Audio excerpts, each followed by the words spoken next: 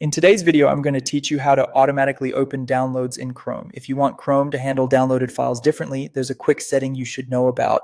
This is especially helpful if files are opening automatically after you download them and you want to reset that behavior. I'll walk you through exactly where to find the setting and how to change it so you can manage your downloads more easily. To begin, open Google Chrome on your computer. Make sure you're on the main browser window so you can access the Chrome menu and settings without any distractions. This process only takes a minute, and once you know where the option lives, it's very easy to find again later. Next, move to the top right corner of the Chrome window and click the three vertical dots. This opens Chrome's main menu, where you'll find access to several browser options, including history, bookmarks, and of course, settings. If you've never explored this menu before, it's basically the control center for customizing how Chrome works. From that menu, click Settings. This will open the Chrome settings page in a new tab. Chrome organizes its settings into different sections, so if the page seems a little busy at first, don't worry.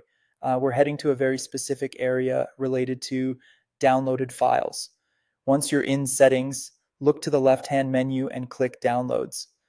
This section controls where your downloaded files are saved and how Chrome handles them after the download finishes.